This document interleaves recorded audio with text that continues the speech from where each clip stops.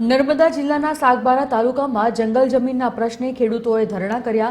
પ્રદર્શનનો આજે 13મો દિવસ છે અને આ મુદ્દે સાંસદ મસુખ વસાવાએ ઉપમુખ્યમંત્રી હર્ષ સંઘવી સાથે મુલાકાત કરીને વિસ્તૃત ચર્ચા કરી છે।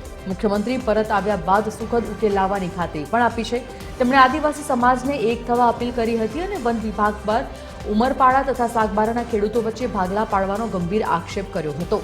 વન વિભાગના અધિકારીઓએ ખેડૂતોને અંદરોઅંદર લડાવી રહ્યા છે તેમ જણાવી તેમણે વન સમિતિના અભિપ્રાય અને જમીન હકો અંગે વહીવટી પ્રક્રિયા સ્પષ્ટ કરી હતી।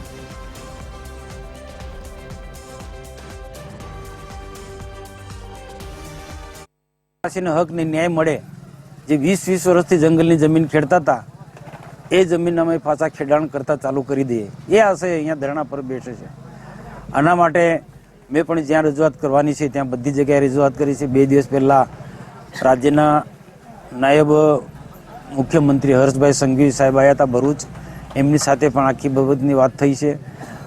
મુખ્યમંત્રી ભૂપેન્દ્રભાઈ પટેલ સાહેબ સાથે 15મી ઓગસ્ટ પહેલાં પણ ગાંધીનગર મારી બેઠક થઈ છે। હવે મુખ્યમંત્રી સાહેબે પણ કહ્યું કે 15મી ઓગસ્ટ પછી આપણે આ મામલે ફોરેસ્ટ વિભાગના લોકો સાથે બેસીને આપણે અને બીજા બંને તાલુકાના આગેવાનો સાથે બેસીને આપણે આનો સુખદ અંત લાવવાની એમને વાત કરી।